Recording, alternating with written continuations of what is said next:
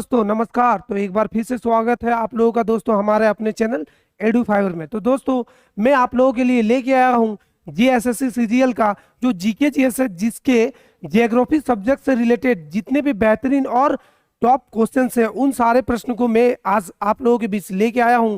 अगर दोस्तों आप लोग चाहते हैं कि इस बार जेएसएससी सीजीएल में आप लोगों को एक सीट मिल जाए तो आप लोग हमारे चैनल एडू फाइवर से जुड़ जाइए, क्योंकि दोस्तों यहां पे आप लोगों को मिलने वाला है झारखंड के सबसे बेस्ट से बेस्ट क्लासेस जो आप लोगों का जेएसएससी सीजीएल एग्जाम के लिए बहुत ही ज्यादा मददगार साबित होगी। तो चलिए दोस्तों शुरू करते हैं पहले नंबर प्रश्न से।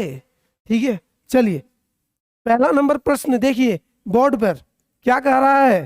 पहला नंबर प्रश्न कह रहा है निम्न में से सत्य कथन का चुनाव करें। इनमें से सत्य कथन कौन सा है उसका चुनाव करना है। म्यांमार की सीमा नेपाल से ज्यादा लंबी है। म्यांमार की सीमा नेपाल से ज्यादा लंबी है, ठीक है। और भारत के साथ पाकिस्तान की सीमा चीन की सीमा से ज्यादा लंबी है। तो आपको सत्य कथन चुनना है और दोनों ही कथन क्या है, असत्य है। तो यहाँ पे आपका राइट आंसर क्या होगा, इनमें से कोई नहीं।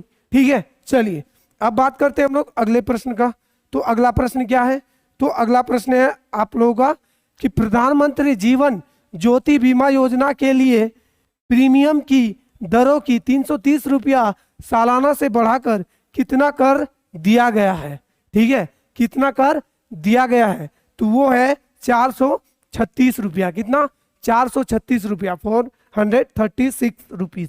ठीक है, चलिए अगला प्रश्न क्या है।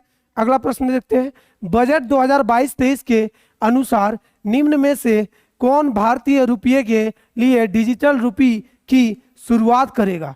देखिए बजट 2022-23 के अनुसार निम्न में से कौन भारतीय रुपये के लिए डिजिटल रुपी की शुरुआत करेगा। तो ये जो शुरुआत है ना कौन करेगा, वित्त मंत्रालय, भारतीय रिजर्व बैंक, विज्ञान एवं प्रौद्योगिकी विभाग, सूचना एवं प्रसारण मंत्रालय।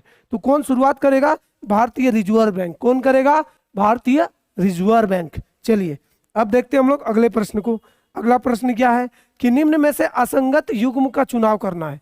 असंगत युग्म जो मैच नहीं खाता है। लेबनान बेरूत, स्विट्जरलैंड नोकचोट, माल्टा वदूज, तुवालू फूनाफूटी। तो आपको असत्य यहाँ पे क्या चुनना है, असंगत को। असंगत कौन है, स्विट्जरलैंड नोकचोट और माल्टा वदूज, ये दोनों असंगत है। तो आपका राइट आंसर क्या होगा, ऑप्शन नंबर सी, बी और सी असंगत है। ठीक है, चलिए अब हम लोग देखते हैं अगले प्रश्न को।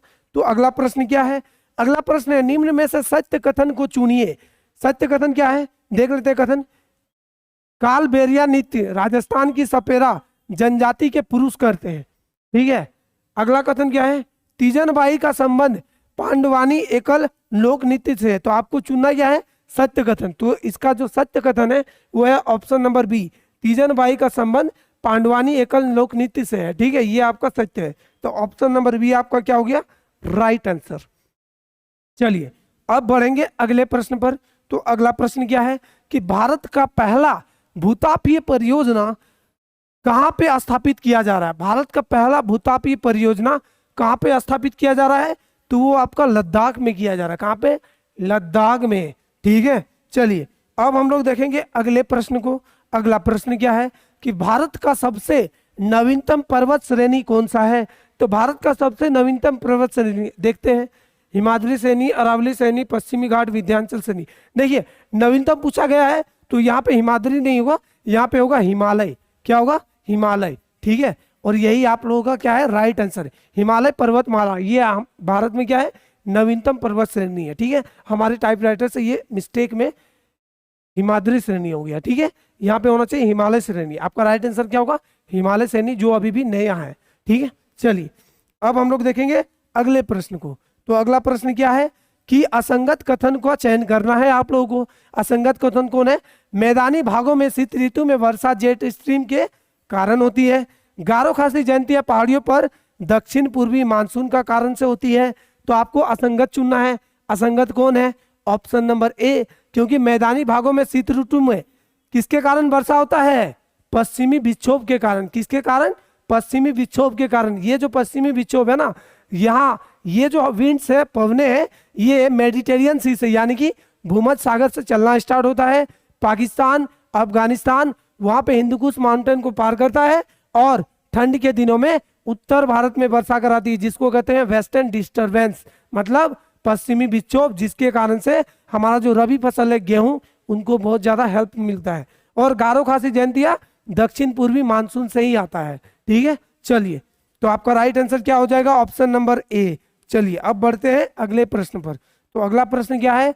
निम्नलिखित में से किस क्षेत्र को भारत में जैव विविधता तप्त स्थल के रूप में पहचाना जाता है? तो कौन सा क्षेत्र है? पश्चिमी घाट, गंगा क्षेत्र, हिमालय क्षेत्र, सुंदरवन। तो सबसे ज्यादा जैव विविधता, बायोडाइवर्सिटी कहाँ पे पाया जाता है? पश्चिमी घाट में। कहाँ पे? पश्चिमी घाट में। ठीक है, चलिए अब बढ़ते हैं अगले प्रश्न पर। अगला प्रश्न क्या है कि एक राष्ट्र की आर्थिक वृद्धि को मापने की सर्वाधिक उपयुक्त विधि है। एक राष्ट्र की आर्थिक वृद्धि को मापने की सर्वाधिक उपयुक्त विधि क्या है? तो सर्वाधिक उपयुक्त विधि है प्रति व्यक्ति आय। क्या है? प्रति व्यक्ति आय है। ठीक है, चलिए अब बात करते हैं हम लोग अगले प्रश्न का। तो अगला प्रश्न क्या है?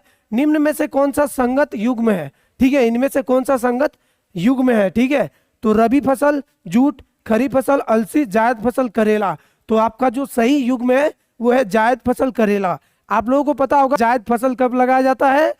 कब? अप्रैल, मार्च, अप्रैल, मई। ठीक है, इन 3 महीना में जो आप लोगों का जायद फसल होता है, जिसमें होता है ककड़ी, तरबूज, ठीक है, ये करेला, लौकी, भिंडी, ये सारे लगाए जाते हैं। ठीक है, चलिए आपका option number B right answer, क्योंकि केवल सी है। ठीक है, चलिए अब बढ़ते हैं हम लोग अगले प्रश्न पर। अगला प्रश्न है गेहूं की अच्छी खेती के लिए निम्नलिखित में से कौन सी परिस्थिति समुच्च आवश्यक है? बताइए, गेहूं की अच्छी खेती के लिए निम्नलिखित में से कौन सी परिस्थिति समुच्च आवश्यक है? तो गेहूं की खेती के लिए क्या चाहिए? मध्यम ताप और मध्यम वर्षा, उच्च ताप भारी वर्षा, उच्च ताप मध्यम वर्षा, निम्न ताप निम्न वर्षा। तो आपका राइट आंसर क्या होगा? ऑप्शन नंबर ए, मध्यम ताप और मध्यम वर्षा चाहिए। ठीक है, चलिए अब बढ़ते हैं हम लोग अगले प्रश्न पर। तो अगला प्रश्न क्या है? अगला प्रश्न है निम्न में से किस एक की खेती पौधों का प्रतिरोपण करके की जाती है? तो पौधों का प्रतिरोपण करके की जाती है वो है प्याज। क्या है? प्याज, जिसको बोलते हैं ओनियन। ठीक है, प्याज को जो है प्रतिरोपण करके लगाया जाता है। ठीक है, चलिए अब बढ़ते हैं हम लोग अगले प्रश्न पर। तो अगला प्रश्न क्या कह रहा है? सूची 1 को सूची 2 से मिलाइए। तो सूची 1 को सूची 2 से मिलाना है। उर्वरक, तो उर्वरक का क्या होगा? उर्वरक का बाकुड़ा। ये कहाँ आपको मिलेगा? ये आपको मिलेगा, 1 सेकेंड, 1 मिनट, थोड़ा सा मिस्टेक हो गया। ठीक है, इसका राइट आंसर देखिए, जैसे उर्वरक है, ठीक है, तो उर्वरक आपको कहाँ मिल जाएगा? तलचर में ही मिलेगा। ठीक है, और जैसे रेशम है, रेशम आपको बाकुड़ा तरफ मिल जाएगा। और साथ ही आपका क्या है? सीसा, सीसा आपका क्या? सीसा आपको कहाँ मिलेगा? कहलगांव में। कहाँ पे? कहलगांव। बचा का कागज, कागज कहाँ मिलेगा? पीलखोआ। तो ए का वन कहाँ है भाई? यहाँ है ए का 1, बाकी किसी का 1 नहीं। तो राइट आंसर क्या होगा? ऑप्शन नंबर बी, ए का 1, बी का 4, सी का 2 और डी का 3। ठीक है, तो ये आपका क्या हो गया? Right answer. ठीक है, चलिए अब हम लोग बढ़ते हैं अगले प्रश्न पर। तो अगला प्रश्न क्या है? अगला प्रश्न कह रहा है कि असंगत कथन को चुनिए। इनमें से कौन सा कथन असंगत है? तो असंगत कौन है? मेघालय की सीमा भूटान से मिलती है, हिमाचल प्रदेश की सीमा नेपाल से मिलती है। देखिए, मेघालय की सीमा भूटान से नहीं मिलती है। ठीक है, हिमाचल प्रदेश की सीमा नेपाल से मिलेगी, ये भी नहीं मिलती है। तो आपका राइट आंसर क्या है? ऑप्शन नंबर डी, ना तो एक और ना तो बी। ठीक है, चलिए अब हम लोग बढ़ते हैं अगले प्रश्न पर। अगला प्रश्न क्या है? अगला प्रश्न है बजट 2022-23 के अनुसार वर्ष 2022-23 के लिए राजकोषीय घाटा अनुमानित है। बताइए, वर्ष 2022-23 के लिए राजकोषीय घाटा अनुमानित है कितना है? 6.4%। कितना है?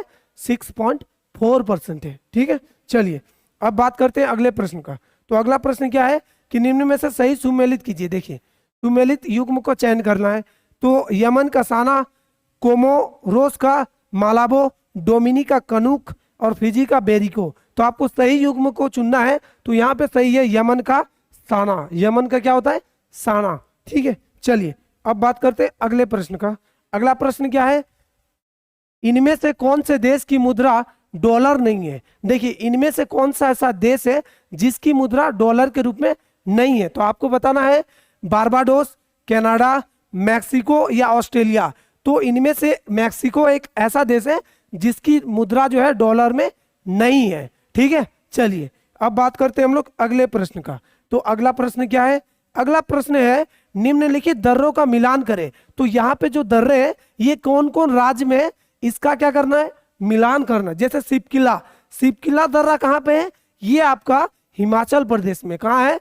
हिमाचल प्रदेश में। उसके बाद है नाथुला, तो नाथुला, नाकुला, ये जितने भी दर्रे हैं ये आपको कहाँ मिल जाएंगे? ये आपको मिलेंगे ये सिक्किम में मिलेंगे। कहाँ मिलेंगे? 1 सेकेंड, ये आपको मिल जाएंगे सिक्किम में। कहाँ पे? सिक्किम में। और जोजिला दर्रा, तो जोजिला दर्रा कहाँ पे आपको मिलने वाला है? ये जो आपको मिलने वाला है ये मिलने वाला है कश्मीर में। ठीक है, और लिपू लेक, तो लिपू लेक आपको उत्तराखंड में मिल जाएगा। कहाँ पे? उत्तराखंड में मिल जाएगा। ठीक है, चलिए तो इसका राइट आंसर देख लेते हैं 1 का डी। तो 1 का डी सी में भी है, ए में भी है। चलिए यहाँ भी है, यहाँ भी है। दूसरा देखते हैं नाथुला, नाथुला का ए, यानी कि 2 का ए, 2 का ए कहाँ है? यहाँ 2 का बी है, यहाँ 2 का ए। तो ऑप्शन नंबर सी आपका क्या हो गया? राइट आंसर हो गया। ठीक है, चलिए अब बात करते हैं हम लोग अगले प्रश्न का। तो अगला प्रश्न क्या है? अगला प्रश्न है सेंटिनली जनजाति रहती है। देखिए सेंटिनली जनजाति ये कहाँ पे रहती है? तो ये जो है ना अंडमान निकोबार द्वीप में रहती है। कहाँ रहती है? अंडमान एवं निकोबार द्वीप समूह में रहती है। ठीक है, चलिए तो ये थे आज के आप लोगों के जो जीके जीएस का पोर्शन है, जिसमें से ज्योग्राफी सब्जेक्ट के बहुत ही मोस्ट इंपॉर्टेंट क्वेश्चन जो मैं आप लोगों के लिए लेके आया।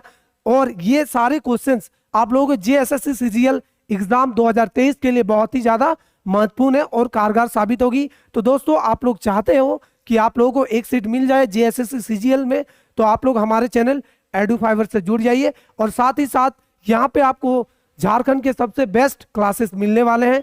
तो चलिए मिलते हैं अगले वीडियो में। जय हिंद।